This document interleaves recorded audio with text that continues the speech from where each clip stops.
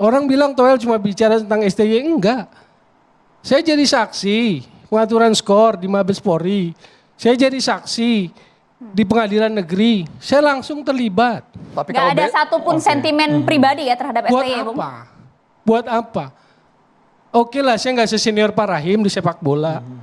Tapi saya cukup lama juga geluti sepak bola. Buat apa pribadi? Oke. maksud kami kalau based on data Bang, karena sekarang kan publik membuka lembaran semenjak dipegang STY Indonesia melesat peringkatnya dari 173 ke 125. Peningkatan yang sangat drastis. Makanya harus insight, banyak faktor. Lihat pertandingan-pertandingannya. Bahwa itu terjadi dalam kurun 5 tahun, iya. Tapi apakah cuma itu yang menjadi indeks? Kan nggak perlu itu juga. Kualitas permainan. Sekarang kalau kita kasih satu pertanyaan dasar, filosofis. Apa warisan STY buat sepak bola kita? Apa? Fundamental. Dia nggak bangun fundamental sepak bola kita. Karena memang bukan tugasnya.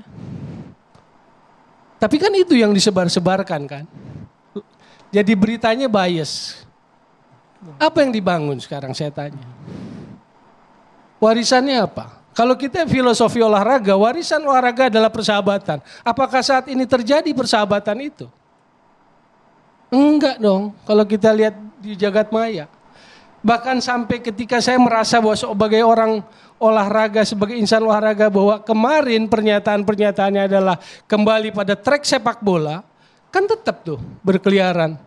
Bahkan pelatih yang kita nggak tahu pun bakal siapa karena belum diumumkan tanggal 11, kan sudah mulai isu-isu kampanye negatifnya kan.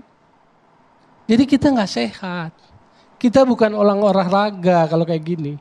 Makanya saya sempat bilang, sportsmanship-nya mana? Saya kritik Sinteyong. Itu bukan pribadi. Sportsmanship sepak bola apa? Respect, value, sportif, fair play, kan begitu, unity. Kalau dia orang sepak bola dan sebagai pelatih tim nasional, posisi tinggi, tokoh sentral dalam sebuah negara, dia lihat perpecahan, dia harus terganggu secara moralnya. Ini kan enggak. Kenapa? Karena itu bagian dari backup agensinya. Kan kalau mau kita buka kan itu.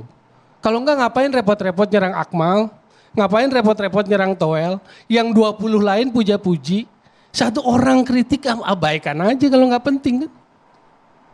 Kok yang satu orang dikejar gitu loh. Oke. Kita boleh ke Bang Andi Bakhtiar. Berarti kadarnya Bung Toel, kalau klaim Bung Toel ini kadarnya murni untuk kemajuan sepak bola, tidak ada sentimen pribadi setelah STY out dari timnas Garuda. Kalau saya, ya terima kasih nih kesempatannya. Saya sebetulnya menyayangkan kemendadakan ini sih. Ketika 2 hari lalu tiba-tiba ada tweet dari salah seorang exco yang bilang bahwa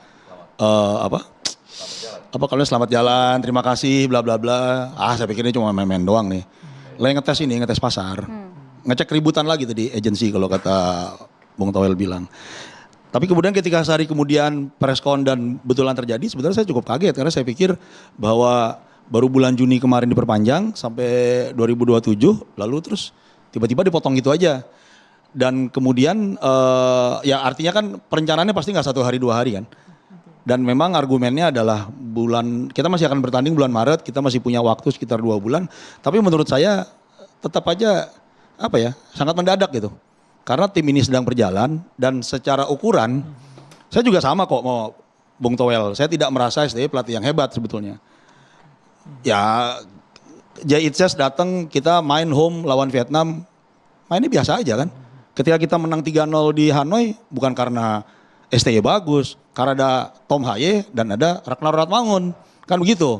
Tapi kan balik lagi, apakah keputusan tiba-tiba menarik sosok pelatih yang paling penting yang sekarang praktis sedang dipercaya Republik dan juga secara ukuran lagi ada di nomor 3. Saya abaikan AFF ya, karena kan targetnya emang nggak juara dari awal.